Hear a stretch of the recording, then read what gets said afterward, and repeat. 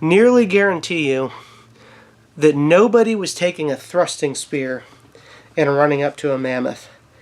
And for that matter, I don't think anybody was taking a thrusting spear and running up to a bison. To be able to run up to like a healthy bison and just think that you're going to like charge at it and run it down is ridiculous. I mean, bison going to run, 30 miles an hour. You don't stand a chance at catching it. Hey folks, welcome back to another episode of A Story and a Nap with Hunt Primitive. I am your host, Hunt Primitive, where we talk about all things Hunt Primitive on the Hunt Primitive YouTube channel. I'm just kidding. I actually have some pretty interesting things I'm going to be telling you guys today, and then going to get into a little bit of a story. But first, I'm going to show you what we're kind of going to be working on. I went and pulled a few pieces. They're not great, but they're pretty okay. I mean, none of them are really great from the source, but these are different spalls of Ocala chert. So these come from the Ocala, Florida area, give or take a little bit. And there are some kind of pretty colors. The only issue is there's also usually a lot of inclusions and fossils and stuff like that. You can see there's like a fossil in here, so it's hard to say what's going to be in there. It's heat treated, so it should break kind of nicely.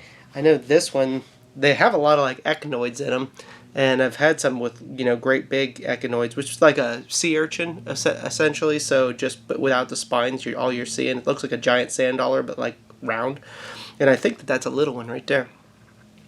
Otherwise, it's not a very pretty piece. So that one's actually very pretty, given its reddish color after heat treating. So I'm probably going to work with that one, or maybe this one, or maybe both. I'm not sure. But what I'm working on today is I'm going to be making a Hernando style of point, a Florida point. And that is where some of the insider information, I'll give a couple little hints as to what I'm getting into for us, especially a lot of the 2026 season that's coming up. And I'll even be asking you guys a couple questions that you'll be able to respond to down in the comments and let me know what you think. But let me show you the point too. This is I know somebody's going to ask what that is. So that's the Overstreet manual. It's a great resource. So that's what we're looking at making over here, are these Hernando points. And I'm shooting for some that are smaller, actually about like that size right there. That one that I just made, kind of, it's hard to hold it up to the camera, but you guys get it. It actually fits over top of it really well. And there's a lot of folks that think maybe some of these are arrow points, or maybe they're just Atlatl points. Well, I can tell you from my professional opinion that these larger ones here would be hard-pressed to take something like this on an arrow and shove it through. At least arrows as we're shooting them now. I wrote about that. Well, hold on a second. These smaller ones, definitely arrow size points. Not an issue there. But you can also tell with the size of the bases that are on them that some of these are, would fit down into a socketed cane shaft, a lot like my Noonan video. If you guys, I'll drop a link up on the, or not a link, I'll drop the thumbnail up so you guys can look that up if you want to watch it later if you haven't seen it. But we talk about how you get these tangs from those Noonan points that stick down in to the spear shaft, and I think you're kind of looking at the same concept here with these, except I suspect that they were probably notched a little bit and then also set down into cane. But that's a Florida point, and these are actually named after the county that I live in. But that's what we're after, and that's actually some of the insider information is maybe some of you guys have heard that I'm doing a Snakewood like revival video. And if you're real fans of Hunt Primitive, in fact, I'm just going to give you a sneak peek of the bow. Hang tight, and I'll bring it over to you. If you're fans of the show, then you know what the Snakewood video is.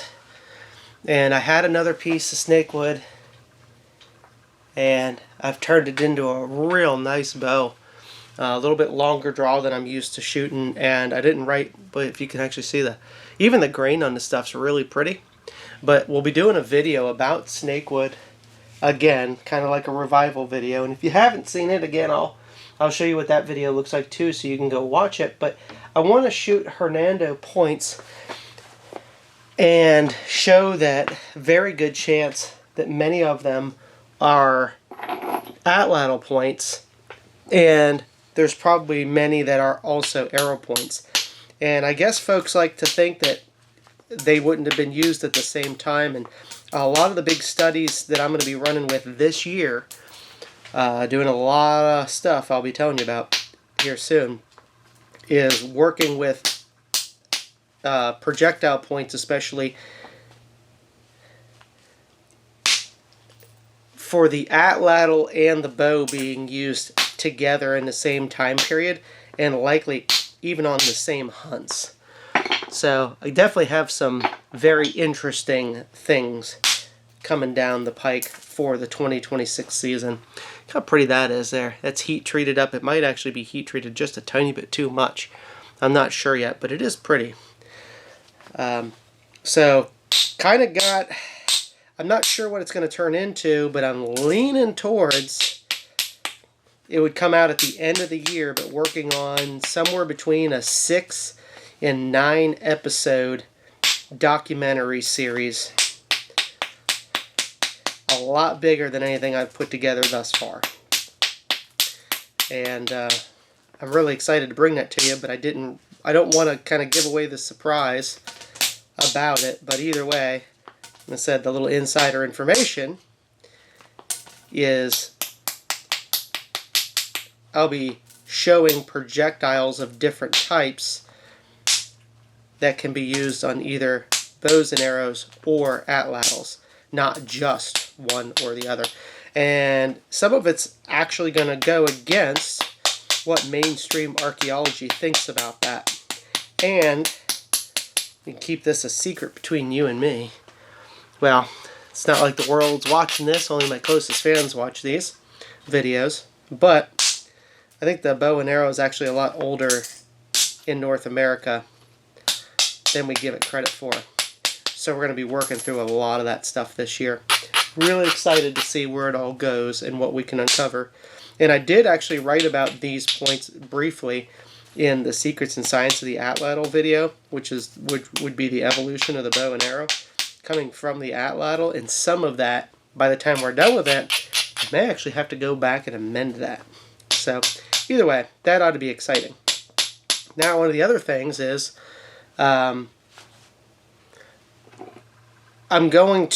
pretty sure I'm going to try to make a Knap Easy version of this rock, and mostly something kind of like this, where we're mixing the browns and the creams and the reds and stuff like that. So making kind of an Ocala version of that. But that's also kind of got me thinking that I like to develop the new colors and keep it exciting. And for those that are curious, the Knap Easy's doing phenomenal. So people are just buying it up. But I like to keep fresh colors and stuff like that going. So what I'm thinking about doing is doing a Knap Easy of the month and having a different color that I come out with, but only at a limited amount. Now, if people love it and it goes really well, then maybe that's something that we can make a full-time fixture. But the idea is I come up with a new color combination every month and offer it to folks. And I think what I'm leaning towards, and this is where you guys can tell me down in the comments what you think about the idea, is I'll tell you that in a second. Got this, there's another dang little fossil hole thing going on in here, but I need to raise this platform up so I can drive some stuff over. And you know what, I tell you what, on the last story in a nap, I didn't give my usual spiel of, hey, if this is your first time watching me flint napping, and why I'm not explaining this is because I have a lot of videos. The flint napping for beginners video that I'll put up on the screen now. And also you can get tools, materials, the Knap Easy if you don't know what I'm talking about, because sometimes people just come to these for the very first time.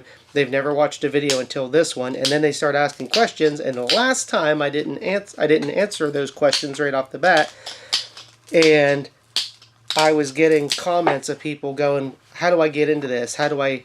And I was like, yep, there you go. That's what I get for not mentioning it. So that's why I mention it every time. So watch the video from the thumbnail put up on the screen and visit huntprimitive.com for tools, materials, instructional videos, the whole 9 yards.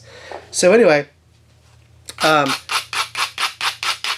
think with the Knap Easy of the month is I want to do kind of 2 different options because I don't know how much to really make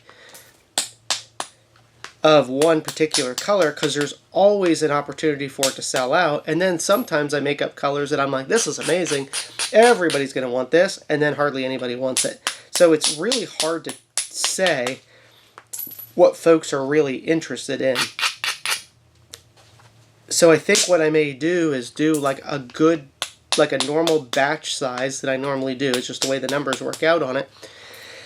And then put it up, make it available. But it takes a little while. It's not like I can just go tomorrow and make it. There's a process, and it takes a while. So I have to do them basically a month ahead of schedule. And so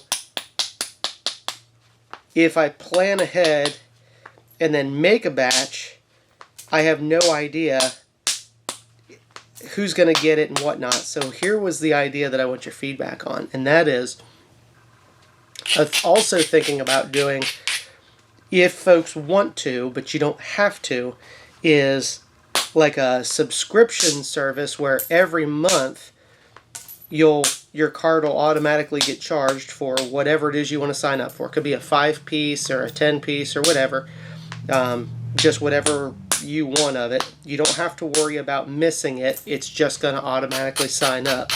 Then the ones that are signed up for that, when their card gets processed, they get the product first. So that way, because they've already paid for it ahead of time, it would be charged, say, the first of the month. So we already know, depending on how many subscriptions that we have, that we need to make X amount. So then that helps. And then obviously we would have an overage, and the overage could be sold basically a la carte afterwards. And if somebody decided they really liked that color and wanted it, they could obviously come get more. Or people that didn't have a subscription could purchase what was left over, but those that were in the subscription side of it, they would get it without, like, a guarantee you're going to get it, where there would be no guarantee when it's first come, first serve.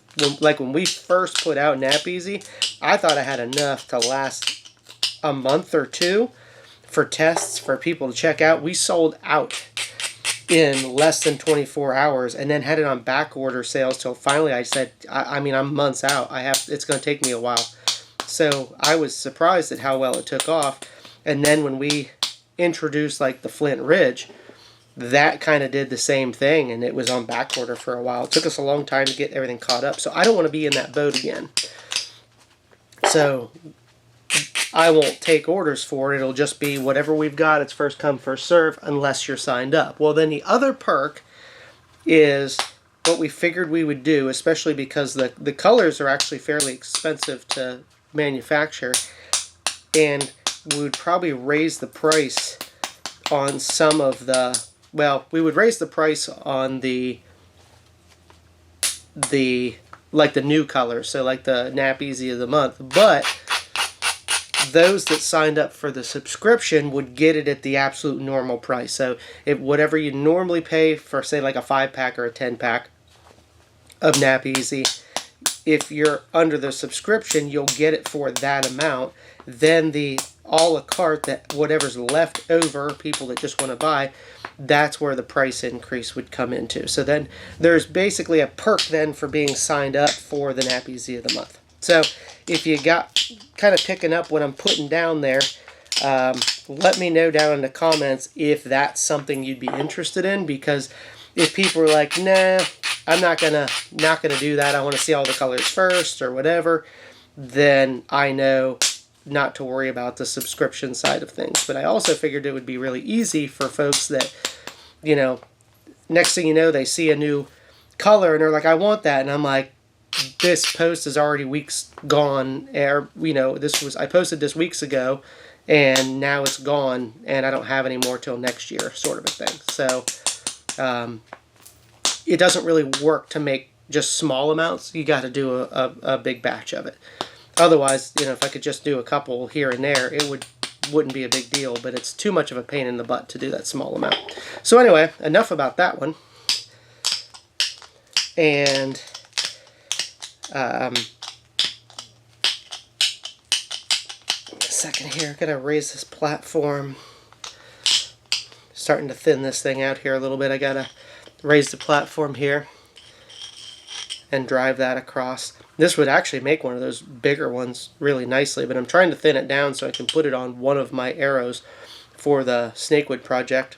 So if it's beautiful and it's big, maybe I'll just set it aside. But if it needs some work, then I'll keep reducing it down. And if I keep making hits like that, I'm definitely going to have to work it down. Not getting too far from having to use indirect percussion on it. Okay, so then one of the other ideas that I had, remember I was, before getting on to kind of a different subject, is I have a lot of these new projects that I'm working on. A lot of different episodes, and I mean some different hunts, some different concepts we want to try out, some different theories that kind of go against mainstream archaeology. There I am dropping it. Clear out my lap here a little bit. And I don't want to divulge everything to the public right away, but I get people sometimes that are asking questions, or they want to, you know, they want more information on what we're getting in on, or sometimes people want like their chance to like shoot their shot, you know what I mean? And it's like, I've got some stuff I want to share. I want to, you know, I wish I would have known this. I'd like to try to build it along with you, that kind of thing. Like at home, you know, I'd show what I was working on and they could make it. And so I thought about, now this, I don't think this is going to work because I already did a tester for it on social media and I kind of got shut down. So, but I'll ask you guys anyway. When I put these big projects together, not necessarily the Snakewood one, but a lot of the big hunting projects, people don't realize how expensive they actually are. Some of these projects can range from, you know, 10 to 15,000 just for the project. And that's fine. I like to do them. Hunt Primitive pays for it. I don't run a Patreon or anything like that. I used to years ago, and I was like, no, I'm just not going to mess with it. I'd rather just show you guys what I'm up to, and then I can put my business ad plugs in the videos as need be, and everything works out fine. That's no big deal. However, I figured, because I never really had anything to give back or to offer other than I'm going to do the videos, but you guys are going to get the videos anyway, so it's not a big deal. Well, what came to mind was an opportunity for people to join like a super chat, and that would give folks the opportunity to get the real inside information, like what I'm actually doing, way ahead of schedule. So way ahead of the public, and it would be private. Like, you're only allowed to access this through the club membership, which would be a subscription type thing also. So, and it wouldn't even be that much. We were pitching the idea of something like $25 a month, but for the most part, people were like, "No, I'm not going to do a subscription type of thing or whatever." And I was like, "Cool, not a problem." So I kind of shot it down because if there's not enough takers, then there's no sense in bothering with it. You know what I mean? So that's why I said I don't think we're going to do it, but I thought I would at least ask. But it would be all the inside information, and then the funds that are generated. It's kind of like a Patreon, except you get more involvement. You know, you get to be kind of get to put your 2 cents in on the project, and if you come up with a really good idea or a cool build or something, then you get credit for that. And those that are like, you know, I'd love to be able to come and do one of these hunts with you, that would kind of give you the opportunity to shoot your shot too. You know, you'd be in the chat and hear what's going on, and then you might have something to offer to where I'm like, you know what, I would be very interested in, you know, potentially having you come along and try that. So I just thought it was a cool opportunity. to pitch that, and then the funds would just go right back into these projects that I'm doing. But like I said, that kind of got shot down. People were like, no, not really interested in a monthly subscription thing to be involved in that. They just want the final product for free at the end, which, I mean, I understand that. But, so, like I said, kind of shot that one down. I'm dropping everything today. I kind of shot that one, I think, before it ever got going. But I figured, again, I would ask you guys, and if for some reason YouTube was giving me different results and saying, no, we absolutely want that, and I had a large group of people that really wanted to be involved, and I mean, I don't mean necessarily like a huge amount, but I'm not going to do it for just a handful of folks, you know what I mean? Then I would be willing to put it together. But we'll leave it at that. And you guys can just let me know what you think. So, I think that's all the insider information and ideas and stuff that I wanted to put together. And hopefully that information kind of excites you one way or another. Even at the very least, you're excited to know that we've got a lot of ideas and potential episodes coming up this year. So you're going to get a big uptick in content, if I had to take a guess. And probably good quality content as well. So, there's that. Now, that being said, I'm going to take a quick little break and stop the film. And I'll come back and I'll start telling you a story. But I got to turn the air down a little bit. It's starting to get a little bit warm in here. Alright, so now I got to drastically thin this thing. I kind of got the bulk of the bifacing done. Let's pressure flake here with the XL flaker and start really pulling up these platforms so I can do some drastic thinning flakes here. And then I wanted to tell you the story. It's not a huge long story, which is why it's perfect today. I've already talked about a whole bunch of other stuff. But I wanted to talk about a time in hunting and a place that when I lived in Montana that really was some memorable hunts with family. And that's long before I was running a video camera. And so those moments were never captured on video, although I do have some photos of it. But talk about a place called Brown Coulee. And a coulee, for those that don't know, I mean, just think like in the East you would call them a draw, or you know, maybe a ravine or something like that. So it's basically just like a small valley. And Brown Coulee was like a long coulee like this. So you'd come in from the top, and then long coulee, and then it would have a whole bunch of the little finger coulees coming off of it, all the way up and down. So you have these ridges all the way up and down this whole one longer coulee. And this is pretty steep coming down here. This side wasn't quite as steep, but real steep. And then, like I said, you would come over this knoll and you'd be able to hunt. And why they called it Brown Coulee was because it was full of hawthorn. And so in the hawthorn and Russian olive. And so all the whole bottom was just covered. There was a creek that run down through it too. And that was all willow, red osier, hawthorn. And in the wintertime, all those trees would just turn brown. And so you'd just look up it and it was a brown coulee, but a pretty large one overall. And a family friend owned it. He still owns it.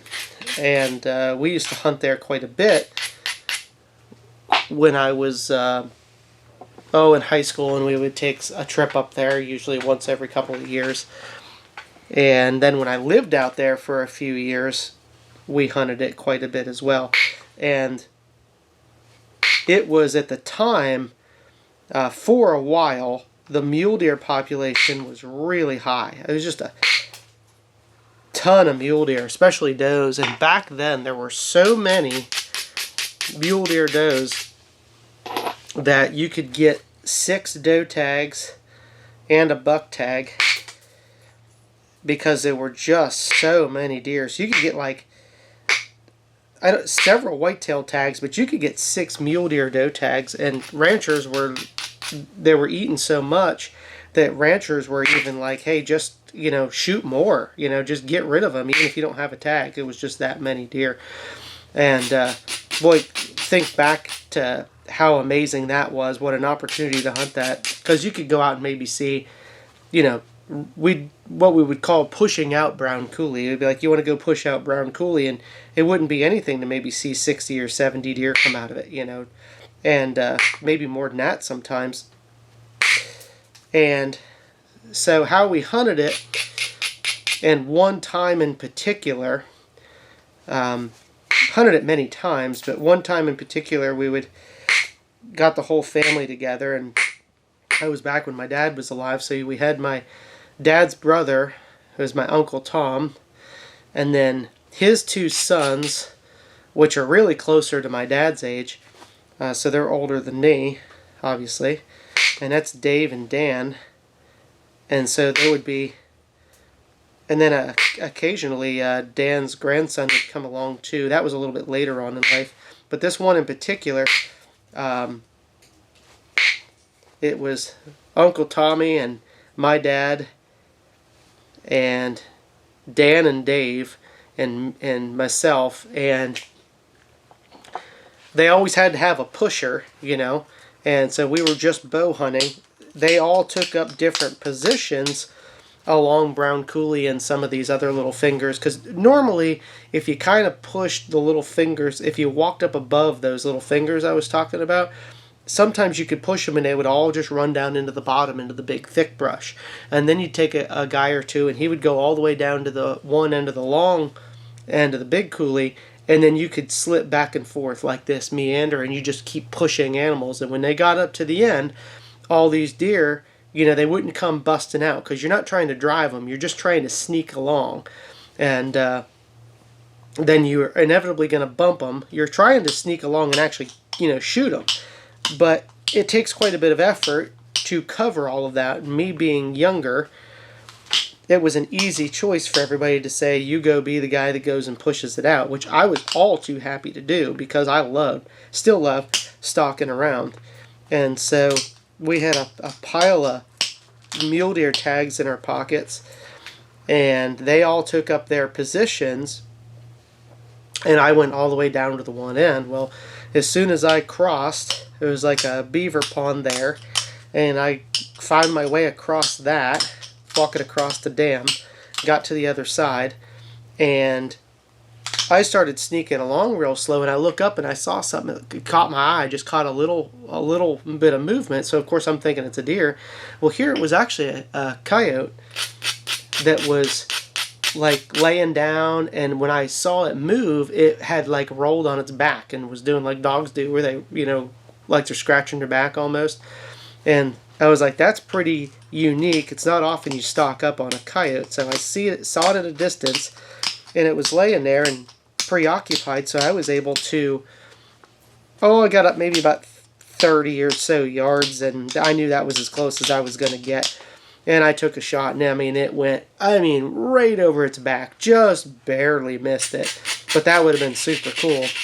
So I was kind of bummed about that, but at the same time, what a cool memory to have. So then we continued with the deer hunt, and it's like the deer weren't really, I wasn't jumping them, I wasn't seeing them. It was like, I felt like I was almost halfway through it, and I was like, where are the deer at? And then it started to get a little closer to the center, and then it was like, oh boy, here they are. And it just seemed like deer were everywhere. I'd be sneaking through, and then all of a sudden I would see one. So I'd start trying to sneak up on it. Well, then another one would be in the brush, only 15 yards away, and catch me. And so there was so many deer that they were all bouncing around. Mule deer, don't just take off and run, but they'll bounce, And a lot of times what's interesting is sometimes if you spook them, they'll bounce, stop, turn, and look back at you. And if they're close enough, you can still get a shot at them. But at the time, they were a little too far for me. And ended up, even later in the story, as you'll come to find out, ended up taking a lot longer shot than I normally would have. But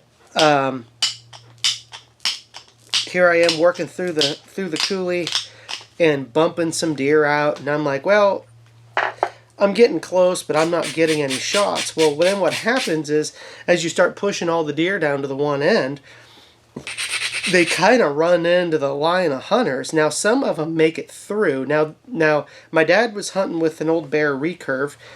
Dan and Dave were hunting with compounds, and Tommy had a compound too, but he was more so, he was getting older, and his knees have always been giving him trouble. So he wasn't all the way down. It was so steep, you know, and talk about coming down. He'd only come down about halfway. And then he was checking out, like, he would walk along the edge up here, so all those little fingers, in case deer decided to bust out and come up, he could be here. And then once he could see me moving around. So when I would get to the next one, he would work his way over slow to the next little finger. And so he was kind of walking the edge. But then you had, like, I think Dave was over here, my dad was over here, and then Dan was up on this side, on the same side that I was, and I was just meandering through it. Well, the deer finally got out to the end, and I don't know how many there were, but there were quite a few. Well, then it started to kind of get mayhem. You could hear arrows hitting deer, and I could even hear them while I was walking around down in there. You could hear the thwack of an arrow and the deer bounding and jumping and stuff like that, so I knew we were getting into them. And all of a sudden, I could hear one coming back. So that's what would happen. Sometimes they could bust out over the hill on the other side, but more times than not, they would hit the line of hunters, and they would spook, and they would kind of turn around because they wanted to go back to the thick stuff. And that was kind of a game that we played later on when it was only just a few of us, as we try to push it out, but they'd circle back around, all the way around the coulee, and they'd come back in. We'd get to push it out 3-4 times before they finally would bound up over and be gone. But, you know, this was the first push out of the day, and they hit the end of the line where the hunters were. And I remember Dan killed one. I came up to one laying dead, and that was Dan's. Dave shot one on the other side of the coulee, but I didn't see him. And then all of a sudden I heard one running back to me, and this young doe, she come bouncing along. Well, she did that whole bounce, stop and turn, and she ran right in front of me, but she wasn't looking at me. She was looking back, and I think what it was is actually the one that was probably with, if memory serves me, I didn't see the one that was dead that Dan shot yet, because I lost my breeder, because he hadn't shot it yet. And I think that, if memory serves me, that one was with it. So he shot and ended up hitting the one, and this one ran back. And when it ran and it stopped, it couldn't have been more than 8 yards from me. It was close, but it stopped and turned and looked the other direction. So I got a deer standing there at 8 yards, and it happened all so fast. It's not like you had time to think about it. So I hear it coming. I get the bow up and ready, and all of a sudden, here comes this deer bouncing in, and I'm almost kind of frozen. It's coming right to me. Stops, turns broadside, and looks the other direction. And I thought, well, that's the end of that one. And I pulled back and ripped that arrow, and the arrow was going perfect. And I couldn't for the life of me see the arrow. It's like I shot, and I was like, that arrow's perfect. That arrow's 100% perfect. And it's like I lost sight of the arrow, because shooting natural turkey feathers, sometimes it disappears, you know, even at close range, you know. And I watched the deer run off, and I thought, well, I killed that one for sure. And walked over and looked for blood, and I was like, I'm not seeing anything. So I'm sitting here thinking, man, I know I killed that thing. The arrow was perfect. You couldn't have gotten any more perfect and close. And I walked around, still not seeing. I could see where her tracks, because it was kind of mix of snow on the ground still, and I'm like, there's got to be blood here in these snow spots, because these are her tracks. And I followed her for just a little ways the direction she went, still not a drop of blood. And I was like, let me go back and look for the arrow. And I'm looking all over the ground for the arrow, looking all over the ground for the arrow. I'm not seeing it, but it's kind of down in the coulee too, so it might have gone down in the hawthorns or the creek or who knows. So I'm starting to get frustrated. I was like, let me just go back to where I was standing. And this is all maybe in a point of about 15 minutes I'm doing all this, maybe 10 minutes. Because I still have to finish the push. But I wanted to find blood or whatever and mark it. And then we could come back and track it after the push. So I'm like, I'm going to go back to where I was standing, and maybe I just missed where she was going. Maybe that was a different deer. And then I'll look and say, well, where was she standing? Maybe there's a direct line of sight to the path of the arrow. And then maybe I'll be able to go find my arrow or see if there's blood on it or whatever. So I went right back to where I was standing, which was pretty easy to find, and really studied where the deer was. And sure enough, as I'm standing there, visualizing where the deer is, I'm like, I see my fletchings, and I was like, no. And I was like, the fletchings are too high. They're, 3 feet off the ground. I walked over, and sure enough, there couldn't have been a sapling any bigger, not much bigger than that, about like a broom handle. Maybe a tiny bit bigger. A little sapling all by itself of a quaking aspen, and my arrow was stuck right in that sapling. And I was like, I guarantee you, well, I mean, that's obviously what happened, but I was like, that's unbelievable that deer came, stopped, turned broadside at 8 yards or less. I ripped an arrow perfectly and never saw that little sapling and drilled it.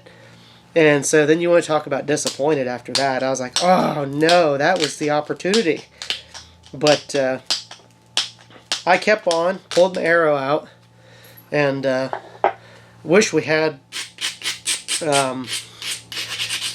back then you didn't really have phones that could take pictures, not like you have today. Otherwise, I'd love to have a picture of that. That'd be funny. I continued the hunt. Well, then that's when I walked up on... Yeah, that makes sense. That's when I walked up on Dan's deer, because he was standing over top of it. And he motioned for me to slow down. Well, there was still another doe down in the bottom of the coulee, and it was looking over, and I could see my dad on the other side. And so this doe's kind of stuck and frozen a little bit because she knows she's kind of surrounded, but sometimes mule deer get a little more inquisitive or patient, and so she's just staring at my dad, but my dad can't get close enough to get the shot without spooking her. And he did try, and she kind of bounded a little bit and then stopped, and we could still see what was going on, but she was probably, I don't know, I thought it looked like 50 yards at the time, and Dan said it was probably more like 35, and I mean, I couldn't tell you. I said I was a lot younger then, so I'd probably go off of his judgment, but I had been shooting kind of far anyway, and I was like, I want to shoot at it. And he goes, it's pretty far, and he goes, let your dad see if he can shoot it. So we were letting my dad get close, and then, but it wasn't working. Dad wasn't able to get to it. It was on the other side of a whole bunch of hawthorn. He couldn't see it. He couldn't shoot through it, whatever. And Dan's like, oh, fine, just go ahead and shoot at it. And so I had all the time in the world. It was standing there broadside looking at my dad, and down in the coulee, I took all the time in the world. I just aimed out on it, pulled the string back, and let it fly. And be darned if that arrow didn't just go, and I mean hit her right at the base of the chest, it went through both front arms and the very bottom of her chest. It wasn't a direct heart hit, it was a little bit low, but through both arteries in the two front legs, and that it hurt her so bad because it went through the two front legs and the arteries. She was dumping blood like crazy. And so we gave her a minute, and then got up on her real easy because she was real bad. Ended up shooting her again, but super, super easy to find her because it was just buckets of blood from those arteries, and she was going to be dead soon anyway if we'd give her a little bit more time, but ended up shooting her again anyway and got her. But yeah, by the time we pulled it out, I want to say, I was thinking we shot 4 that day, but maybe it was just 3. I know Dad didn't get one. Maybe Dave shot 2. I don't think Dan shot 2, but maybe he did. I don't think Tommy shot any, but maybe he did. I can't remember. I'll have to go back and see. I'll have a. Back then, like I said, we didn't have phones that you take a picture, so we would keep in the truck. We would keep those old wind cameras, and anybody that's my age or older will know exactly what I'm talking about. One little, drugstore wind-up cameras, disposable cameras. We'd keep one of those in the truck. So then we got the deer and we piled them all together. And I'm sure if I can show you a picture of it, I am curious now to go back and see if maybe there was only 3. But I was thinking there was 4. It might have been a different picture I was thinking of too. But yep, I'll have an old photograph I'll be able to probably take a picture of and show you. I'll have to go find it in my scrapbook. But yep, all those deer killed in just one push, and that was a fun way to hunt. But when you really think about it, that's what got me thinking a lot about primitive hunting as a group. We like to say, that primitive hunters, they're out and they're all see one animal, and TV's really bad about being like, okay, everybody crawl through the grass together, and there's this one animal, and it doesn't know we're there, and it looks up, and it thinks it sees us, and somebody blow a whistle, and we all get up and go, ah, and run at it, and confuse it, and shoot it to death. And it's like, that's not how any of it works. Not in real life. And, but the way that we pushed out brown coulee, despite the fact that, my cousins were shooting compounds, which is really kind of irrelevant because deer got killed anyway, one way or another. And even if we just killed one deer primitively like I did, that would have been a successful hunt. So it's a lot easier to see how, actually primitively hunting as a group isn't about everybody trying to shoot the same animal. Obviously, if you're trying to kill something like the size of a mammoth, then it's a probably a little bit more of a group effort. But even like with the bison, we've shown that to where when we try, this is going to be one of the things that kind of comes up in one of the future episodes this year.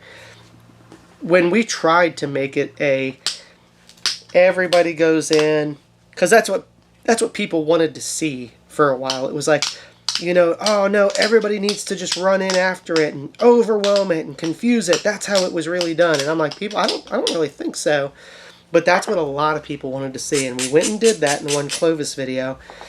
And not to, put too fine a point on it, but it was kind of a shit show where sometimes the best thing that you can do in a primitive hunting situation is you send your best hunter or your best shot in to get the shot. That's your best chance, is sneaking in nice and slow, even on something like a bison. You don't have to put 30 spears in it to kill it. In fact, it's just way too inefficient to do it that way, because you're not getting quality shots. You're running the animal. It's much easier. Yes, maybe it's not as exciting for TV, but it's much more efficient as true primitive hunters to take your best guy. He slips in nice and slow and easy and makes one really good shot. Now, if the shot does go awry and it doesn't work out so well, it could turn into a brief chase session if need be. But even then, more times than not, the best thing you can do is if you didn't get a perfect shot, let's say you hit it in the guts or something like that, you don't go chase it. What you do is you'll give it time to get sick and start having trouble. Then one or two of the guys can keep its attention at a distance, and then your best hunter or another guy can slip in again and put another good shot in it. That's the best way, and that's kind of how we did my one bison that I shot with a bow with the light arrows and whatnot. Is I actually didn't even realize that a bison's vitals are actually a little bit further back than you think. They're further back than a deer's, and you'd say, well, that doesn't seem like it makes sense until you cut one open. And if you actually go back and look at the video of me spearing the one, you can see that it's actually behind the shoulder that I hit the bison the first shot with the Atlatl, and that is actually perfectly through its heart. We pulled that foreshaft out still through its heart, so that lets you know that the vitals are actually a little further back. And then it was another time then that it's like their shoulders are just further up their body, kind of like a bear's, I guess, kind of the same way. But I had put another really good, what I thought was a really good, perfect shot, and I was like, that was a hard shot. That was a hard shot. And it didn't go down and die, and I'm like, what is going on? It was behind the heart. So it wasn't even, or not behind, it was in front of the heart. Because it was, I hit it like, kind of like you where you'd shoot a hog, where it's like right at, right at the leg, and then forward just a tiny bit, like a deer's heart would be, or a hog's heart would be. And I was like, why isn't that just killing it? And then I kind of inadvertently hit one back where I thought, when after I hit it, I was like, another arrow, I was like, oh, I hit it in the liver, and it just started dumping blood, only to come to find out later, no, that was actually a perfect lung shot. It wasn't in the liver, that was a perfect lung shot. So we kind of learned a lot through that about the vitals of the bison, so now that's not a mistake that we'll make again. But in any event, the way that we recovered that, the bison wasn't by chasing it and all that. It was going real slow and watching it. And then not trying to push it and run it away, because there was plenty of thick territory that it could get away from us.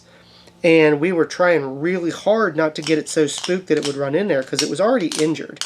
Because I put a shot in it that wasn't too bad. It was just a one lung hit, so it was already hurt, but it would run if you would force it.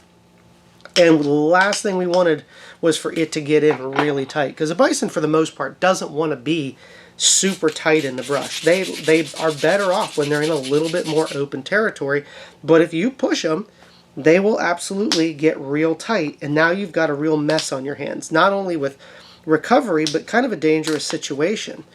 So we're doing our best to not push it, and eventually it stopped way out in the wide open where it probably felt very safe, and so I couldn't really slip up on it because it would see me. So that's when Joe and Jason were with me, and they kept its attention like from a distance, and then I was able to sneak in to about 20 yards or so and drop one in it that inevitably killed it. But that's the most efficient way to do primitive hunting in that scenario, or like we talked about in Brown Coulee, where you've got positions. We used to hunt like that in Pennsylvania too. I killed 3 deer, 3 whitetails that same way that we hunted Brown Coulee. Maybe I can tell you that story another day, but in different years I killed, all in the same spot, but different years. And we would go push out stuff. We'd put on drives, real slow drives, trying to shoot, and you're kind of bumping deer around to one another. And there was multiple times, not just that time, multiple times that we went and hunted Brown Coulee, that we left there with deer, sometimes multiple deer. There was another time that Dan, Dave, and myself hunted it, and we walked out with 2 deer that time, but maybe we'll tell that story another day as well. But it's similar, but a little different. But anyway, so that's what we're looking at for. We're preformed out. It's actually nice and thin. It's really nice. Beautiful piece of rock. Look at that. I'm going to go ahead and do the notches. I'm going to take a quick little bathroom break and do the notches and then sharpen it up, and then we're going to be ready to go. Yeah, it's looking pretty darn good, so I'm just going to go ahead and put those little basil notches in it. And I'll probably just use the last remaining just a few minutes to talk to you more about, I think, the primitive hunting and what it really looks like. You know, describing how effective it was, you know, even hunting deer in Montana like that. And, you know, there's some animals that works out well, and then there's some animals that doesn't.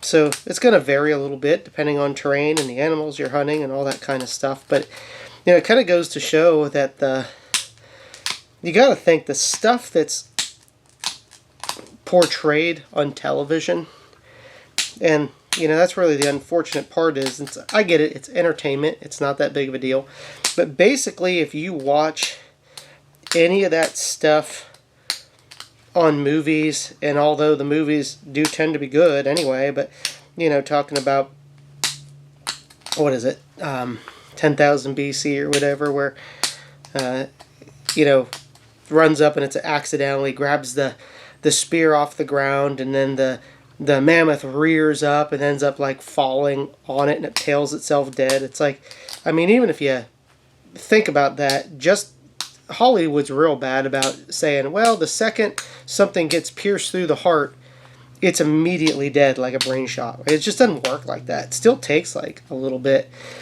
You know, it's like, so this mammoth falls on him, and because it pierced itself through the heart, it was dead instantly. It's just funny how that kind of stuff goes. But I mean, I would say I could nearly guarantee you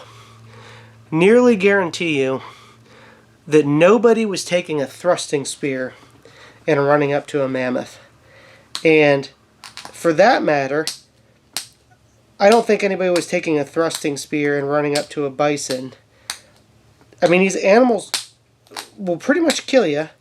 You know, maybe to finish one off at the end, but why even fuss with that? Maybe you do have a guy. I could be wrong.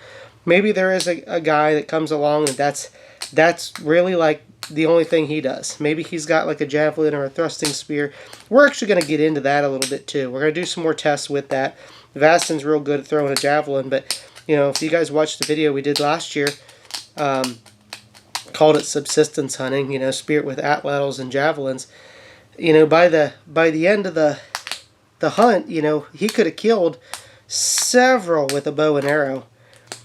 And I mean, quality opportunities with a spear. And he's good at throwing a spear. There's no doubt about that. And in the video, sometimes it shows at distance that it's going a little bit sideways or whatever. But for the most part, when he's throwing a spear, he's pretty darn good at it. But even at 5, 6, 10 yards, by the time he throws, even at a hog, that hog's gone. So people aren't just running around, you know, hunting deer and whatnot with spears. And you know, he even admits too, it's like, well, you have a bison. Oh, most people think, well, the bison's just going to stand there. And it's like, you know, they don't. You know, they pretty much run away. You get that close. You know, they might stand there in Atlatl territory, but that's what makes the Atlatl so perfect is, you know, whether the bow or the arrow or the Atlatl, is that you have a little bit of distance to work with.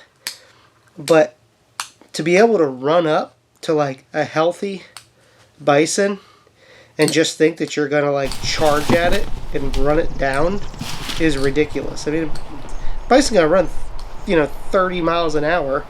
You don't stand a chance at catching it. I mean, not a chance of catching it. So there is no running it down. It's just not how it's going to work.